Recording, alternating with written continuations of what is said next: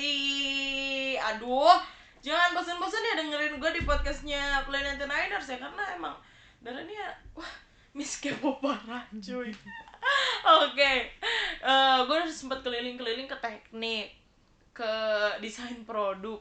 Sekarang gue mau ngebahas tentang desain lagi, tapi bukan desain produk, tapi gue mau ngebahas tentang desain interior. Betul? Betul. Kita kenalan dulu yuk sama dosen cantiknya. Ada Ibu Maugina Rizky Hebiar MDS, betul Ibu? Betul. Panggilannya Bu Gina aja paling. Bu Gina aja. biasanya. Oke, Bu Gina apa kabar? Baik, alhamdulillah. Alhamdulillah. Bu Gina bawa mahasiswanya ya. Ini Ada Hadras dia. di sini angkatan 2019. 2019. Oke, nggak apa-apa, aku ganggu waktunya buat ngobrol-ngobrol. Nah, apa? Kebetulan saya lagi nggak ngajar. Dia juga lagi nggak ikut SP jadi Oh, lagi libur? Iya, lagi libur. Ya diganggu dong liburnya. boleh diganggu. Nggak, dia pengurus himpunan kok, jadi selalu ada di kampus. Oh, anaknya ini ya, bukan kupu-kupu ya. Kalau aku kupu-kupu, kuliah pulang. Kalau Andres enggak, ternyata ya ngurus himpunannya pusing. Iya, kurang lebih gitu. Tapi gitu lah. Tapi aku penasaran, sebelum kita masuk ke desain interiornya, aku penasaran kenapa Bu Gina atau Andras interest ke dunia desain interior. Andres dulu. Andres Saya dulu dulu ya? boleh, atau gimana Bu Gina Saya dulu. dulu? Desain interior itu kan memang pada awalnya saya dari kecil suka gambar. Memang pasti semua yang masuk desain tuh pasti awalnya suka gambar. Nah dari situ terus menggambar tuh kan macam-macam kan, akhirnya setelah gede lebih senangnya ke arah mana, ada yang lebih suka ke komik, ada yang suka mana. Nah, saya senang juga bikin bangunan-bangunan atau interiornya gitu kan.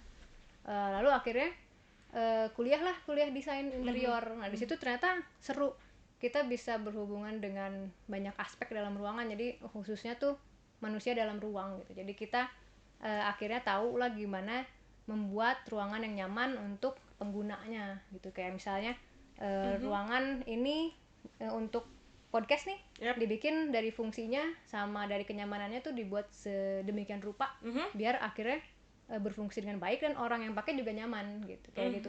Dan itu menurut saya sih menarik. Akhirnya saya lulus kuliah pun saya teruskan di profesi desain interior gitu ya. Masuk proyek interior, kerja kemana-mana, terus akhirnya saya ngedosen. Dan karena mungkin dari awal juga saya seneng ya, saya seneng ngajar gitu, berbagi. Soalnya dulu kalau kuliah pun kalau kita sharing apa yang kita tahu tuh malah kita jadi kayak malah lebih expert di situ gitu. Jadi kayak seru gitu kalau sharing tuh, jadi seneng lah. Akhirnya saya jadi dosen di sini. Alhamdulillah udah cukup lama sih, mulai ngajar 2011 sampai sekarang. Lumayan ya? Lumayan nak. Berapa tahun? 10 tahun lebih ya? Iya, tapi kalau dulu awal-awal sih 2011 saya sambil di konsultan juga gitu, jadi bolak-balik. Kalau sekarang fokus di sini. Berarti kalau misalnya nanti aku bikin rumah itu bisa ke Ibu ya? Boleh, bisa lah. Tapi saya biasanya sih expertise-nya di desain hotel. Desain hotel. Aduh, kabeli tuh. Kalau rumah tinggal juga bisa kok, tenang. Rumah juga belum, Besti. Bisa dibikinin rumah yang kayak hotel. Aduh, lebih kecuannya sih Bu pikirnya ya. Kalau Andros kenapa tuh? Aku sebenarnya awalnya belum tahu malahan mau kuliah di mana. Emang sempat punya pikiran kemana gitu? Belum. Waktu itu ceritanya waktu kelas 2 SMA itu masih bingung. Udah ditanya sama kakak, ditanya sama orang tua, itu udah bingung. Bingung mau kuliah di mana. Akhirnya karena kakak kuliah di jurusan psikologi, akhirnya ngasih saran ya udah ikut tes minat bakat aja. Akhirnya ya udah deh ikut tes. Singkat cerita hasilnya itu di desain, hasil minat bakatnya. Akhirnya ya udah aku ambil desain interior aja gitu. Kenapa desain interior? Kan banyak tuh desain ada komunikasi visual, ada fashion design, ada desain produk. Sebenarnya karena ada saudara yang kebetulan desain interior juga. Terus udah sempet nanya-nanya juga desain interior kayak gimana, kerjanya juga kayak gimana. Akhirnya ngobrol sama orang tua, oke deh desain interior aja gitu. Oh iya. Juga saya dengar cerita seneng ya melihat saudara. Udah dengar ceritanya kayaknya boleh deh gitu. Kok gemes juga ya. Tapi berarti desain kan banyak ya Bu.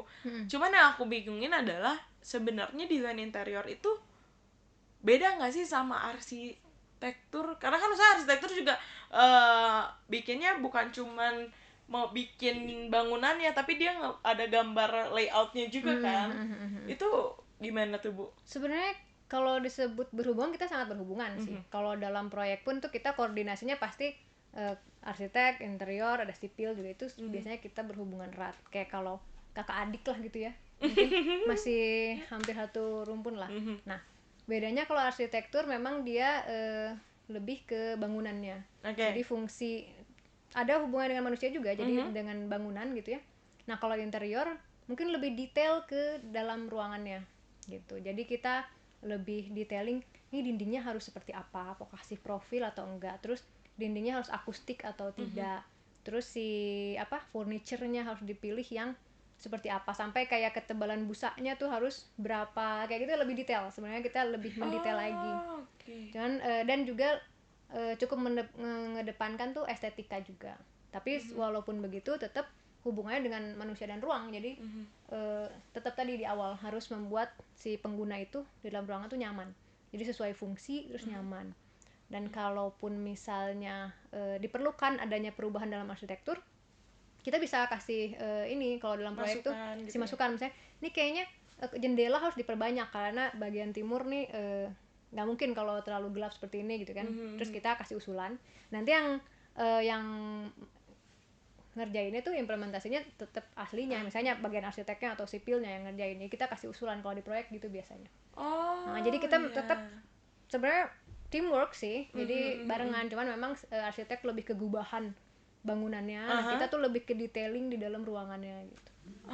Tapi Bu, kan tadi sempat nyinggung juga soal manusia, kenyamanan manusia. Berarti di desain interior pun belajar tentang ergonomi? Iya, bener. Itu hampir semua harus hubungannya dengan ergonomi juga. Nah, apalagi kalau kita ada mata kuliah desain furniture. Desain furniture itu hubungannya erat banget dengan ergonomi, kayak orang duduk tuh ketinggian standarnya harus berapa. Tapi ketinggian standar misalnya orang Eropa, kalau buku-buku kan bahasa Inggris tuh biasanya, ketinggian Eropa sama ketinggian Indonesia tuh kan beda standarnya. Jadi itu harus kita pelajarin lagi kayak gitu sih. Tapi sisa nggak? Ya namanya kuliah namanya kuliah juga nggak ada yang gampang ya. Pasti susah ya.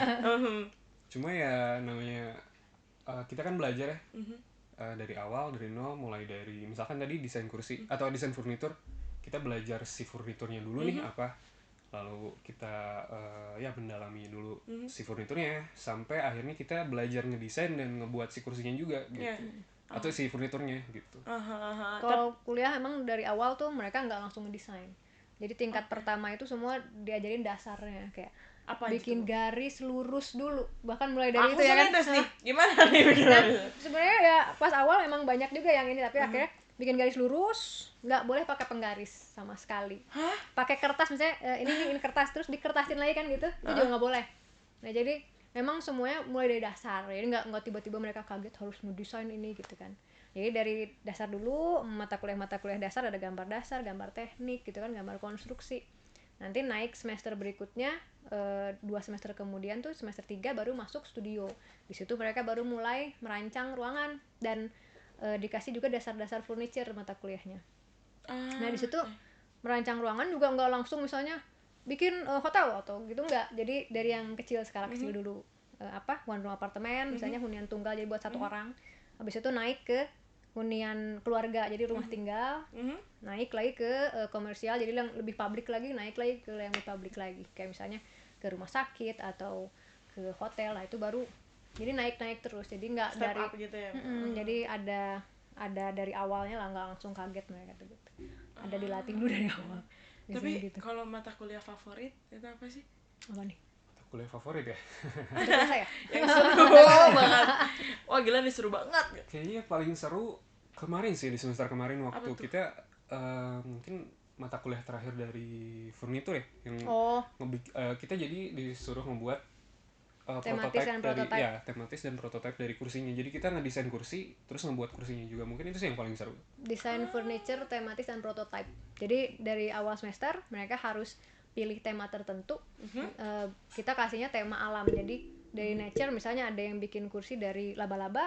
Nah nanti tuh ada prosesnya tuh, proses bentuk dari perubahan laba-laba ke bentuk kursi seperti apa.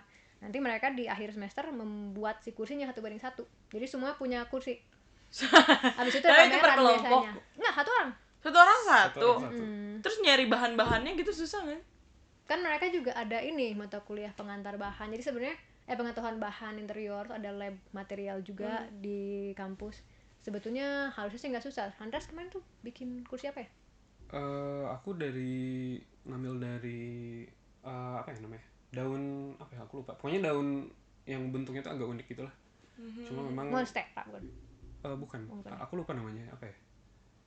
Pakis. Itulah. Bukan. Itulah. Lupa dia. Oh, iya. Ya, Oke. jadi daunan, tumbuhan boleh, hewan boleh gitu. Namanya desain furniture, tema desain prototype. Dan biasanya hasilnya nanti dipamerin ke pameran. Kalau kemarin pamerannya online, kalau sekarang mungkin kalau udah ditaruh bisa ya? sih mungkin bisa pameran offline. Oke, tapi susahnya itu di bagian mana sih, Bu? Ngedesainnya kah atau ngerancangnya atau gimana? Gimana nih? Nggak tahu nih gimana. Mungkin yang prosesnya agak panjang waktu bentuk awal ya, karena kan kita apa ya, bukan menerjemahkan dari bentuk, misalkan aku kan daun. Nah dari daun ini gimana caranya bisa diterapkan di kursinya. Kursi, gitu. Nah itu prosesnya lumayan agak lama, dari awal mata kuliah ini dimulai sampai ke sebelum UTS lah. Jadi lumayan agak panjang waktu itu proses ya bimbingan sama dosennya gitu. Berarti kalau misalnya udah ada rancangan desainnya seperti apa, mah tinggal ngerakit ya sebenarnya sebenarnya kalau ya. yang terakhirnya tinggal urusan ergonominya sama teknis ini aja, teknis pembuatannya, rangka dan lain sebagainya, itu aja. Seru ya ternyata ya. Ayo coba. Bikin, waduh, ayo coba kata ibunya gitu. Coba-coba aja nih Ibu nih. Oke, itu adalah mata kuliah favorit. Favoritnya Andras berarti. Oke, kalau Ibu yang favorit ngajarnya apa, Bu? Itu mata kuliah saya sebenarnya. Ini Ibu favorit itu juga ya. Ada dosen kita tuh kaprodi kita namanya Mang Jamal, nah dosen pengampunya. Kalau saya mungkin favoritnya ya itu termasuk itu karena itu unik ya. Saya juga senang penelitiannya ke arah desain mimikri dan lain-lain, nyambung banget. Dan mungkin ya studio desain interior, jadi perancangan yang studio 1, studio 2, studio 3 itu sih yang itu biasanya favorit juga, karena di situ kita bisa merancang sesuai kasusnya. Jadi kalau jadi dikasih kasus dulu, nanti mahasiswanya lah yang kita harus bikin ini nih dari kasus ini gitu ya. Jadi kalau hunian tunggal kasusnya ini ada ruangan berapa kali berapa, apartemen gitu ya, one room apartemen. Terus cari kliennya siapa. Jadi beda-beda tiap orang. Jadi tiap mahasiswa tuh nggak akan bisa nyontek lah gitu istilahnya, karena semua pasti beda hasilnya. Karena kliennya beda. Jadi ada yang bikin kliennya mahasiswa sastra, atau ada yang bikin kliennya itu seorang ibu career woman misalnya, atau ibu tunggal dengan anak bayi 1. Itu pasti kan beda-beda tuh. Nanti aktivitas fasilitasnya beda, jadi hasilnya itu pasti beda. Itu yang seru sih di situ. Oke, mengembangkan si idenya ini sebenarnya eksplorasi ya. Itu yang seru. Oke, tapi kan ide bisa dibilang nomor 1 ya untuk desain interior ini, atau untuk semua desain tuh ide ya nomor 1. Tadi Andras kepikiran untuk bikin kursi dari daun misalnya. Ibu kepikiran untuk bikin produk dari apa? Itu tuh idenya, inspirasinya bisa didapetin dari mana sih? Dari mana? Coba Andras. Kalau bicara inspirasi kan pasti bisa dari mana aja ya. Betul.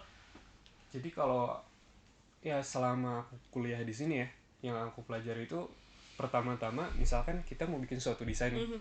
Nah, kita nggak akan terlalu bingung ini inspirasinya dari mana nih, karena kita bakal ngikutin sesuai dari permintaan dan kebutuhan si desainer tersebut. Jadi kalau misalkan inspirasi sih kita lihat dulu permintaan dan kebutuhannya apa dulu, baru nanti kita bakal kebayang sih. Jadi untuk inspirasi sih nggak terlalu sulit sih nyarinya.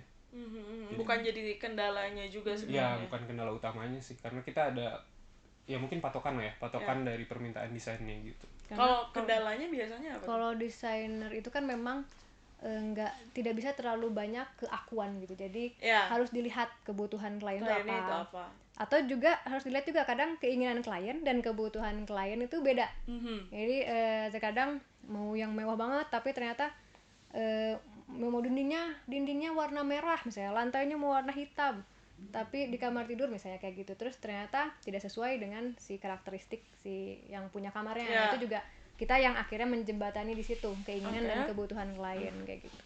Nah terus kalau desainer itu ada proses juga, metode berpikir selama kita melahirkan desain itu nggak serta-merta lahir begitu saja. Itu hasil dari kita cari data, kumpulin data, terus kita identifikasi datanya seperti apa. Datanya itu data pengguna ataupun data si ruangannya gitu, data bangunannya. Jadi data fisik sama non fisik. Terus kita identifikasi, kita analisa, keluarlah aktivitas mereka apa, fasilitas yang diperlukan apa kayak gitu. Nanti dari situ kelihatan tuh, kita bisa cari-cari referensi akhirnya yang sesuai. Terus mereka arah, misalnya mau kemana, saya mau yang modern atau saya pengen yang klasik. Nah arahnya nanti kita tinggal bikin kayak mood board.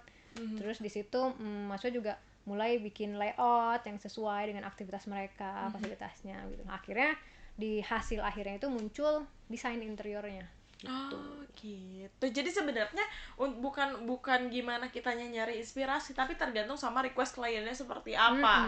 Barulah kita keluarin ide-ide yang ada di pikiran kita itu seperti apa, sesuai nggak sama permintaan kliennya. Iya betul, sesuai juga nggak dengan kebutuhan dia gitu. Jadi ruangan itu akhirnya jadi nyaman untuk kebutuhannya itu gitu. Tapi mungkin ini jadi beberapa pertanyaan terakhir dari aku. Ada nggak sih kayak satu kunci untuk menjadi seorang desainer? Kalau dari saya ya, jadi seorang desainer itu harus bisa komunikasi. Harus bisa mendengarkan. Jadi mendengarkan dan melihat gitu ya apa yang diperlukan oleh pengguna ruangan itu. Gitu. Jadi jangan kalau saya sih maunya warna dindingnya biru gitu. Padahal nggak cocok gitu dengan yang diperlukan tadi aktivitas fasilitas misalnya kayak gitu. Jadi desainer itu nggak bisa egois akhirnya. Nah itu sih salah satu mungkin unsur yang harus dimiliki seorang desainer. Dia harus bisa menganalisa kebutuhan tadi fisik dan non fisik. Terus dia juga harus bisa objektif dalam membuat karya itu sih. Kalau kata saya. Kalau kata Handras gimana? Kalau aku karena aku masih statusnya masih mahasiswa ya. Dari yang aku alamin sih harus rajin sih. Harus rajin ya. Soalnya gimana ya? Kalau dibandingin sama jurusan lain yang mungkin lebih mengandalkan menghitung atau dengan hafalan, kita lebih ke skill kan. Nah dari skill itu bisa kita dapetin kalau kita udah banyak jam terbangnya. Dan untuk ngumpulin jam terbangnya itu ya kita harus rajin gitu sih. Iya benar-benar. Semakin sering kita ngerjain satu rancangan, satu desain itu semakin akan lebih mudah juga sebenarnya untuk kita mengaplikasikannya gitu kali ya. Dan harus sering jalan-jalan observasi. Soalnya nggak boleh ketinggalan zaman juga. Dong. Disuruh nongkrong dong. Kalau ada kafe baru gitu yang lagi instagramable ya lihat aja gitu. Nyari referensi lah. Iya, desainer tuh nggak boleh ketinggalan zaman sih memang. Iya kalau misalnya ketinggalan zaman mah sekarang zamannya di sini tapi kita bikin desainnya di tahun 90-an juga kan orang-orang tertentu yang sukanya gitu kali ya. Tergantung kebutuhan emang tema. Gitu kan. Tapi misalnya kayak material terbaru ini bisa diapain lagi, misalnya kayu bisa dibendingnya sampai berapa derajat itu kan tiap tahun sebetulnya selalu ada teknologi baru ya untuk itu. Nah itu juga harus update juga. Jadi harus update ya kalau misalnya mau jadi seorang desainer ya. Harus gaul. Harus gaul gitu. Jadi yang bisa gue ambil di sini adalah kalau kamu mau menjadi seorang desainer, mau itu desain interior, produk, fashion design, DKV dan lain-lainnya, itu yang paling penting adalah harus bisa berkomunikasi dulu sesuai sama apa yang diminta sama kliennya. Gitu. Nanti barulah apa yang diminta dari si kliennya ini disuarakan lewat desainnya ini. Gitu ya Bu ya, Andreas ya. Oke deh, baiklah. Boleh terakhir, ajakin dong 99ers-nya buat masuk ke desain interior ITENAS. Nah, desain interior ITENAS untuk masuk ke ITENAS itu bisa cek juga di website pmb.itenas.ac.id. Nah, di situ kalau masuk desain itu bisa lewat USM atau PMDK ya. Iya, PMDK. PMDK. Jadi kalau UTBK kalau nggak salah nggak bisa. Jadi memang kalau masuk desain interior harus ada portofolio atau ada tes gambar. Oh, harus ada tes gambarnya Karena dulu. memang pada dasarnya kan harus bisa gambar. Iya, Tapi nanti kalaupun misalnya nggak harus yang sampai jago banget gitu sebetulnya. Setidaknya dia udah tahu dasarnya. Basicnya Karena ya. dari awal pun diajarin lagi karena dari garis tuh udah kita ajarin lagi kan akhirnya. Pada akhirnya diajarin lagi gitu. Tapi aku kepo, kamu portofolionya nggambar apa waktu itu? Wah, aku lupa ya. Pokoknya ada yang diminta sih dari pihak kampus Oh, ya. ada kriterianya ada gitu. kriterianya, ada Portofolionya terdiri dari apa gitu. Tiap tahun kayaknya beda-beda ya. Beda-beda ya. kalau nggak salah ya beda-beda. Tapi deh. kurang lebih sih sama. Ya, maksudnya kurang lebih kayak gambar suasana atau gitulah. Portofolio karena dia PMDK ya. Iya, PMDK. Kalau PMDK biasanya portofolio. Kalau USM biasanya tes gambar. Tes gambarnya langsung gitu atau kita nyerahin gambar gitu? Langsung biasanya. Tapi kalau sekarang mungkin kalau online saya kurang tahu kayaknya sih. Online. Tergantung ini ya. Tergantung kebijakan semester. Tapi biasanya itu USM dan PMDK. UTBK biasanya nggak bisa. Tapi ada info yang lebih detail sih di PMB itu, di website itu. Di website-nya kalau itu mau ya. lebih detail lagi ada poin-poin yang lebih ini. Ada syaratnya nggak sih Bu, kayak nggak boleh buta warna dan lain-lain? Itu pasti sih biasanya ada. Karena anak teknik terus Ya, gitu-gitu tuh biasanya harus wajib juga sih ada tes buta warna ya. Oh, jadi nanti ngelampirin surat gitu sama portofolionya ya? Ya betul, ngelampirin surat bebas buta warna ya. Iya. Ada tambahan lagi mungkin? Ajakin temen-temennya, Adik-adik ini aja. adik-adiknya Cilah jadi senior. Buat teman-teman yang mau masuk kuliah dan punya minat di bidang desain, ayo daftar dan gabung di desain interior ITENAS. Oke deh. Dan Ibu ada tambahan? Pasti ke sini dijamin deh nggak akan bosen. Karena kita bakal terus berkreasi dan jangan pernah berhenti berkreasi justru. Dari awal sampai lulus kayak. Ini juga termasuk Handras nih anak himpunan kan, jadi dia sering ada acara. Selain kita kuliah tuh, kita juga mendorong mahasiswa tuh untuk berprestasi dan mengikuti kegiatan selain kuliah gitu. Jadi di himpunan atau di luar pun sebenarnya mereka berprestasi, kita kasih apresiasi gitu. Oke, jadi Banyak acara jadi tenang aja. Jadi jangan lupa untuk mendaftar ke desain interior ITENAS. Seru, banyak acara juga, jadi nggak ngebosenin ya say. Gitu deh. Ibu Handras terima kasih ya. Terima kasih sudah juga. main ke podcast kita ya. Terima kasih. Happy banget. Pokoknya kamu langsung aja cek di Instagramnya juga boleh di @itenas.official ya. Ya. Instagram desain interior juga ada. Ada apa desain tuh? interior ITENAS. Desain interior ITENAS. Semuanya satuin. Semuanya disatuin. Himpunannya juga ada Instagram. Ada. Apa tuh? @imaji. Imaji. Imaji interior. Imajinya Imadji. Jadi pakai D ya? DJI. IMADJI. Imaji interior. Imaji Bentar lagi mau ada pameran kita. Oh iya. Pameran studio. Jadi tiap tahun selalu ada pameran. Di sini tapi. Di sini ya. September kalau interior itu. September. Jadi itu bagian dari yang semester 1 semester 2 tuh tugas-tugas mereka dipamerkan semua. Gitu, jadi kita bisa lihat mereka selama semester 1 semester 2 tuh ngapain sih gitu. Oke. Pameran studio. Nanti datang ya. Jadi pantengin terus aja lah Instagramnya ya. Siap. Terima kasih lagi. Terima kasih. Terima kasih juga buat kamu udah join di podcast kita hari ini. Sampai bertemu di podcast selanjutnya. Bye bye.